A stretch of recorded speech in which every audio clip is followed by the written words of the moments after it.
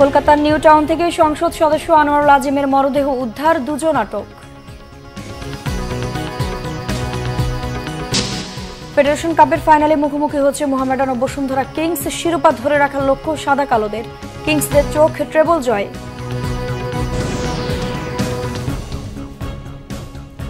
দেখছিলেন বিআরবি কেবল সংবাদ শিরোনাম, এবারে বিস্তারিত।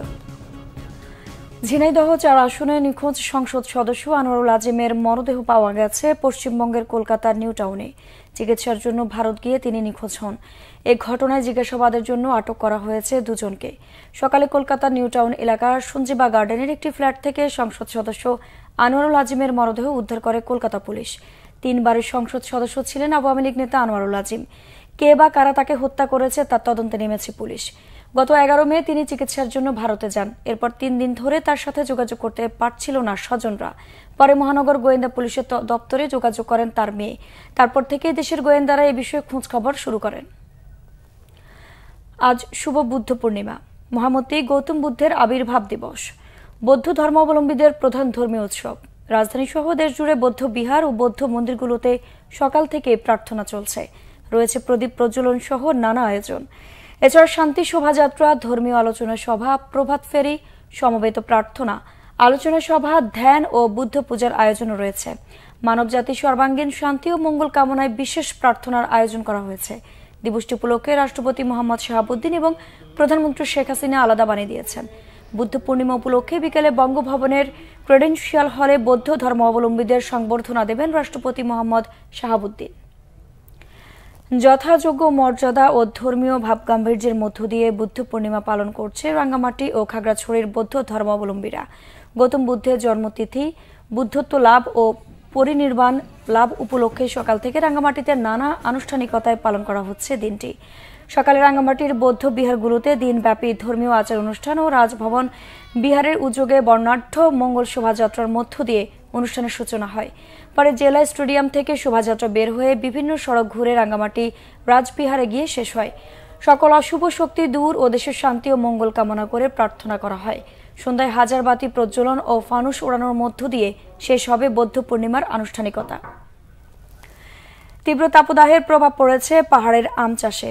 ঝরে পড়ছে অপরিপক্ক আম। এরই মধ্যে ঝরে গেছে প্রায় 50% আম। এতে ব্যাপক লোকসানের শঙ্কায় চাষিরা।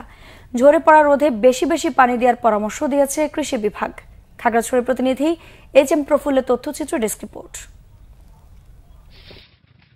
আম্রপালি, বাড়ি 4, মিয়াজাকি, ব্যানানা সহ বিভিন্ন প্রজাতির আম চাষ হয় খাগড়াছড়িতে। সারা বছর এ জেলায় আমের চাহিদাও বেশ।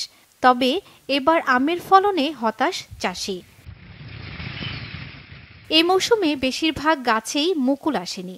যেসব গাছে আম ধরেছে, অতিরিক্ত তাপমাত্রায় তার অর্ধেকই ঝরে গেছে। তীব্র খরায় ফুড ড্রপিংয়ে দিশেহারা কৃষকরা। পাহাড়ি এলাকায় সেচ দেয়া কষ্টসাধ্য হওয়ায় বৃষ্টি না হলে এর সমাধান দেখছে না তারা। গত বছর চাইতে এই বছর এমনিতে ফলন কম, তারপরে প্রচন্ড গরমে অনেক আম ঝরে গেছে, প্রায় 60% ঝরে গেছে, আর 40% আছে। দিন রাত পরিশ্রম করতেছি, পানি ওষুধ নানা দিয়ে চেষ্টা করতেছি, কিন্তু তারপরে আমটা ঝরে পড়তেছে। পানি আর ঔষধ দিয়ে ঠেকানো যাচ্ছে না আমের ঝরে পড়া। ঋণ পরিশোধে দুশ্চিন্তায় চাষিরা। গত বছরের তুলনায় 5 ভাগের 1 ভাগও ফলন হয় নাই। যে ফলনগুলো এসেছে সেগুলো অতিরিক্ত খরার কারণে অতিরিক্ত ড্রপিং হচ্ছে, যার কারণে কৃষকরা এবছর কিভাবে লোন পরিশোধ করবে তা নিয়ে শঙ্কায় আছে। ফুড ড্রপিং রোধে গাছের গোড়ায় খড়কুটো দিয়ে মালচিং করা এবং বেশি পানি স্প্রে করার পরামর্শ দিয়েছেন বিশেষজ্ঞরা। ফল বৃদ্ধির জন্য যে পরিমাণ ময়েশ্চার প্রয়োজন হয় গাছে সেই পরিমাণ ময়েশ্চার নেই। অন্যদিকে আমাদের বৃষ্টিরও অভাব রয়েছে এবং এইখানে আমরা জানি যে সর্বোপরি সেচের একটি অভাব সবসময় আমরা পরিলক্ষিত হয়। প্রতি লিটার পানিতে আপনারা 2 গ্রাম ইউরিয়া সার গুলিয়ে সেটা পাতাতে স্প্রে করলে এই ফ্রুট ড্রপটা কমবে। এছাড়া আরো আমরা পরামর্শ যেটা দিয়েছি সেটা হচ্ছে 5 থেকে 6% বোরিক অ্যাসিড। এটা যদি আমরা পাতায় স্প্রে করি তাহলে কিন্তু আমাদের এই যে ফ্রুট ড্রপিংটা কমে যাবে। খাগড়াছড়িতে 4150 হেক্টর জমিতে আমের চাষ হয়েছে। উৎপাদন লক্ষ্যমাত্রা 49,800 metric ton. Bangla Vision news desk. ঘরোয়া ফুটবলে আজ ফেডারেশন কাপের ফাইনাল। মোহামেডানের শিরোপা ধরে রাখার মিশনে বসুন্ধরা কিংসের প্রথম ট্রেবল জয়ের হাতছানি। ময়মনসিংহ স্টেডিয়ামে বিকাল ৩টায় শুরু হবে হাই ভোল্টেজ ফাইনাল ম্যাচটি। নব উদ্যমে গত ২ মৌসুম বাংলাদেশ ফুটবলের স্পটলাইটে আবারও ফিরেছে ঐতিহ্যবাহী দল মোহামেডান। ফেডারেশন কাপের বর্তমান চ্যাম্পিয়ন তারা। গত আসরে চিরপ্রতিদ্বন্দ্বী আবাহনীকে টাই ব্রেকারে হারিয়ে শিরোপা জেতে সাদা কালো জার্সিধারীরা। এবারও দাপুটে পারফরমেন্সের শিরোপা লড়াইয়ের মঞ্চে উঠে এসেছে আলফাজ আহমদের দল। প্রতিপক্ষ দেশসেরা ক্লাব বসুন্ধরা কিংস, যারা মৌসুমে ট্রেবল জয়ের মিশনে আছে। শক্তিশালী প্রতিপক্ষের বিপক্ষে চোখে চোখ রেখে লড়াইয়ের জন্য শিষ্যদের প্রস্তুত করেছেন কোচ আলফাজ। বসুন্ধরা মৌসুম শুরু স্বাধীনতা কাপ ঘরে তুলে প্রিমিয়ার লিগ শিরোপা জিতেছে টানা ৫মবারের মতো। মোহামেডানকে হারাতে পারলেই ইতিহাস গড়বে অস্কার ব্রুজনের দল। ঘরোয়া আসরের প্রথমবার স্বাদ নেবে ৩ শিরোপা ট্রেবল। প্রিমিয়ার লিগে সবশেষ দেখায় মোহামেডানকে হারিয়েছিল কিংসরা। সেই আত্মবিশ্বাস নিয়েই মাঠে নামবে রবসন জিকোরা। আইপিএল টি20 কোয়ালিফায়ারেও দুর্দান্ত খেলল কলকাতা নাইট রাইডার্স। মঙ্গলবার সানরাইজার্স হায়দ্রাবাদকে ৮ উইকেটে হারিয়ে আইপিএল এর ফাইনালে উঠে গেছে দুবারের চ্যাম্পিয়নরা। প্রতিপক্ষের ১৫৯ রান ১৪তম ওভারেই ২ উইকেট হারিয়ে টপকে যায় শ্রেয়াস আয়ারের দল। আহমেদাবাদের নরেন্দ্র মোদী স্টেডিয়ামে এদিন টস জিতে ব্যাটিং নিয়ে ১৯ ওভার ৩ বলে ১৫৯ রানে অল আউট হয় হায়দ্রাবাদ। নেপথ্যে ছিলেন কলকাতার অস্ট্রেলিয়ান পেসার মিচেল স্টার্ক। ইনিংসের দ্বিতীয় বলে সানরাইজার্সের বিপজ্জনক ওপেনার ট্রাভিস হেডের ট্রাম্প উপড়ে ফেলেন।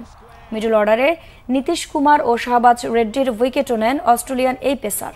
৩ নামার রাহুল ত্রিপাঠীর ৩৫ বলে ৫৫, হাইনরিথ ক্লাসেনের ২১ বলে ৩২ এবং নেমে অধিনায়ক প্যাট কামিন্সের ২৪ বলে ৩০ রানের দেশ ছড়ায় স্কোর। রান তাড়ায় ভেঙ্কটেশ আয়ারের ২৮ বলে ৫১ ও অধিনায়ক শ্রেয়াস আয়ারের ২৪ বলে ৫৮ রানের হার নামানো 250-তে ৩৮ বল হাতে রেখে এই লক্ষ্যে পৌঁছায় কলকাতা। তৃতীয় উইকেটে ৪৪ বলে অবিচ্ছিন্ন ৯৭ রানের অবিচ্ছিন্ন জুটি গড়েন তারা। এই হারে হায়দ্রাবাদের ফাইনালে ওঠার আশা শেষ হয়ে যায়নি।